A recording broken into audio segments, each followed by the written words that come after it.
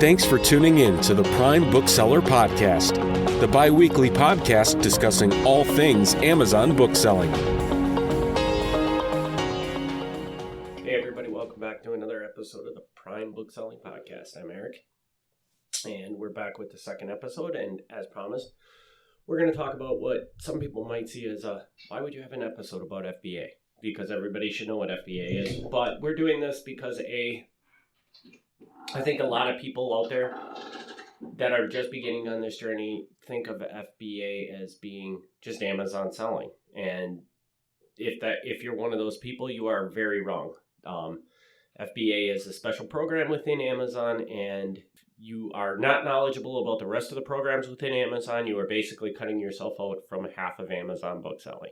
To break this down in the simplest form, what is FBA? FBA is when you sell products via the Amazon platform that there's basically two methods to selling products on Amazon. Products that you ship out yourself and products that you ship to Amazon, and Amazon does the fulfillment to the customer when the item sells. FBA would fall under that side of where you're shipping it to Amazon.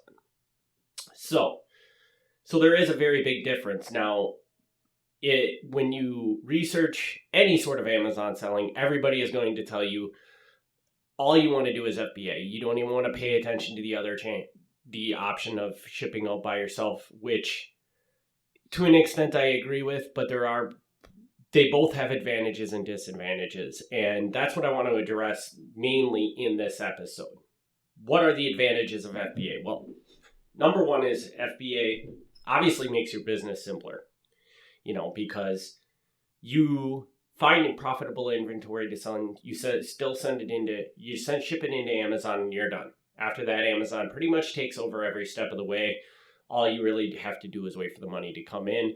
On the vice versa, if you use the other method of shipping where you have to ship the item out, you have to have whole infrastructure built in the background to, okay, the order comes in, Amazon's going to give you a certain period of time to ship that item out. You have to meet that deadline, get that item shipped out, get tracking to Amazon, or they're going to penalize you for not shipping it out on time. So you can see that basically half the fulfillment process is completely removed by using FBA, which is a huge advantage. And in the situation where the shipping carrier screws up, something gets lost, something gets damaged onto the way of the customer, in most instances, you're going to eat the money on the item for the most part.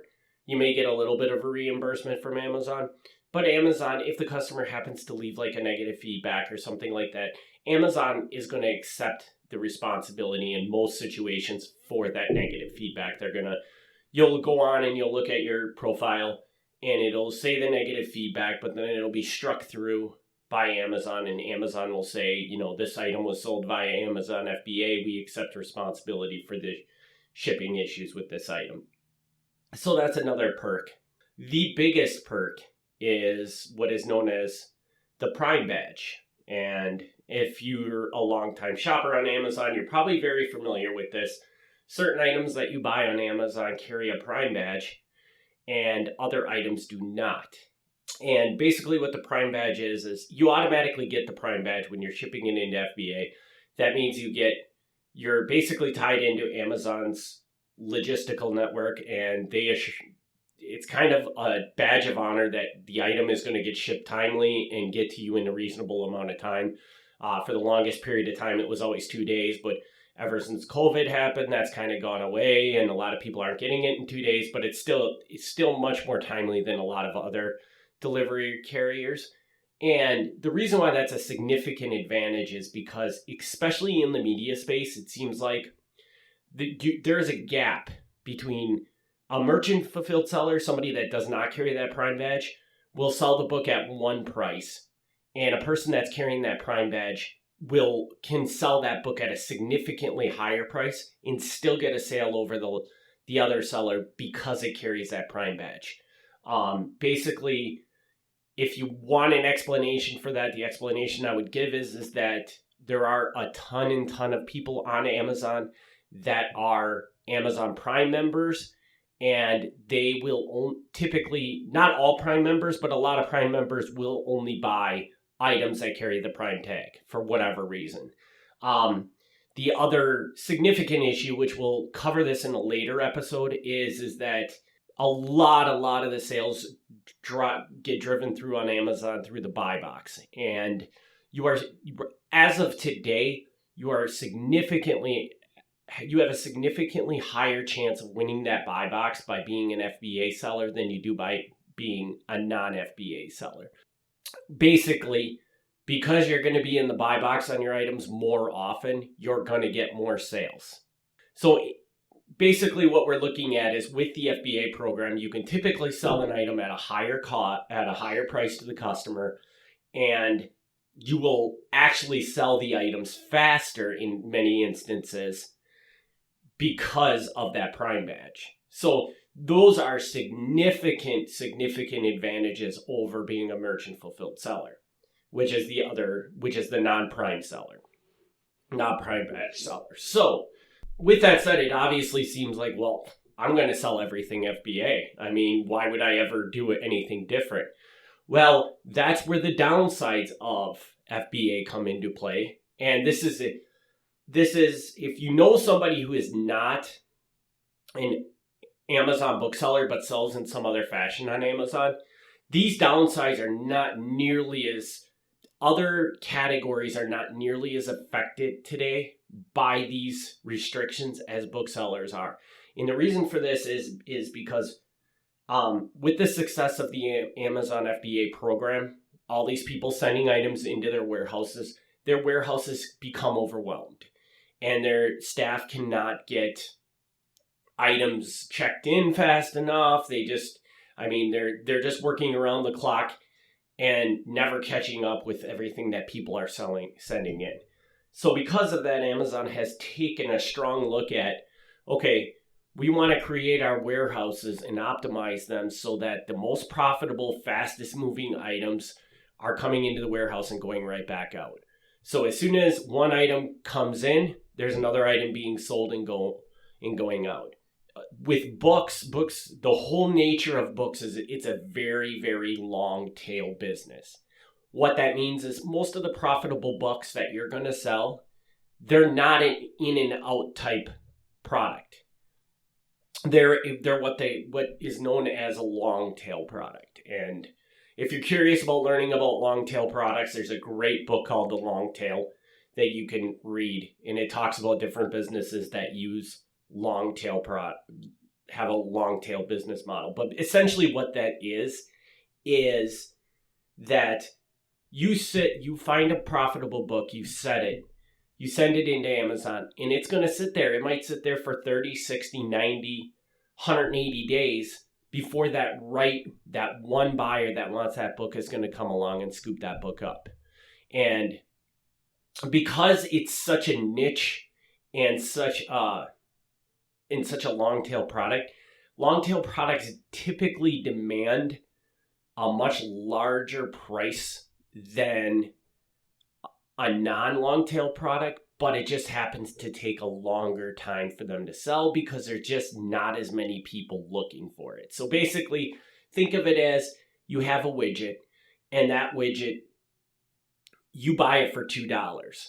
Well, now if you're in a non-long tail product, you'll sell that $2 product for $7, and you'll make $5 on it, but you're going to sell 100 of them in a month. A long tail product is more like you buy that product for $2. You might sell it for $20, but a seller's only going to come along once, maybe once a month, maybe once every other month to buy that product. So basically what that means is that as a bookseller, you want to be holding inventory.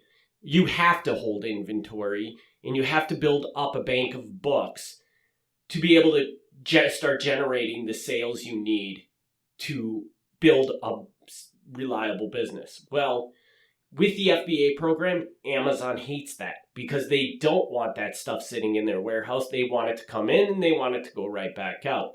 So they have, and we'll cover these two things in more detail in further episodes, but they have what's called a restock limit and an IPI score. Now, the restock limit, both of these things are going to change slightly come in the next few months, So we'll probably have a completely different episode that's going to talk about the new system that they're using. But as of today, they have these two things. IPI score, that measures how much stuff you can send into their warehouse.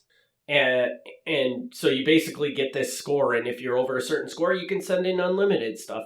But if you're below that score, then they start tethering how many square feet you can send into the warehouse. The IPI score is not a big deal for Amazon booksellers. For the most part, I constantly have unlimited storage. Where the problem comes in is with this restock limit. And my understanding of the restock limit is looking at how much bandwidth their staff has to check in items. And they're going to restrict how much you can send in based on how much bandwidth they have. The stupid thing about the system they have built right now is that they just say, okay, you can have X amount of items in the warehouse right now because that's all we have the team to do. So the problem is that if they say you can ship in 1,500 items and you already have 1,500 items there, you can't ship in anything. Whereas my understanding of what they're trying to accomplish, they should be saying you can only ship in 100 items a month because that's a sufficient amount that's not going to backlog our staff. But neither here nor there, this is the process they use. So tons and tons of people out there right now are throttled by how much inventory they can ship in as a bookseller. And this is why it's important to differentiate. Next week, we're going to talk about the MFN system of selling, which is basically where you don't carry that Prime badge. And you're going to see that as a bookseller, you want to be looking at both these models because as you scale, you should definitely start in the FBA side. But as you scale and you start running into these problems where you can't ship into Amazon anymore, then you want to pivot over to MFN so that you can continue to grow your business, despite the throttles that they're putting on you in the FBA network. Basically, the moral of this is that when you're starting out, if you're a brand new seller right now, I'm going to tell you, you want to focus completely 100% on FBA. You are going to get enough, as of today, everybody gets at least 1,000 units that they can ship into Amazon. And I would tell you, take advantage of that. Use all 1,000 of those spaces. But once you fill those 1,000 spaces up, maybe your selling performance will be a little bit better than mine, and you'll be able to raise that restock limit up a little bit, and you'll be able to continue to grow. But it's not an easy thing for a bookseller to do. And I'm not saying it can't be done. Personally, in my businesses, I never accomplish it very well. And I mean, they do go up, but then you come to Christmas and they slap them back down again and you can't send anything in. So it's just a huge hurdle. So, but I would start with the FBA side of things, grow that up. But in the back of your mind, be thinking about, okay, how much bigger do I want to grow this? And if I do want to grow this, at some point I'm going to have to pivot over to the MFN model. And if I do pivot over to the MFN model, how am I going to handle this? How am I going to keep up on shipping out the orders on time? Where am I going to keep all these books? Do I need to get a warehouse? Do all these different things you should be thinking about if you're legitimately thinking about scaling this business. Maybe 1,000 books is way more than you'll ever need to sell. But if you're approaching this business model as something you want to do as a full-time business, you need to understand both models and figure out the best way to make them work within your business. So I'm going to conclude the FBA model right here. On the next episode, we will talk further about MFN because there are a number of advantages as well to MFN that I think are very, very worth mentioning. And we'll talk about those in the next session. I just want to thank everybody for tuning in. If you have questions, comments, or anything about that, you can reach out to me. My email is sales, S-A-L-E-S, at Kings, K-I-N-G-S, Ridge, R-I-D-G-E, media.com. As well, please leave a review on your favorite podcast player if you enjoyed this podcast, and we will be back in 2 weeks to talk about the Merchant Fulfilled Network. Thanks again for tuning in.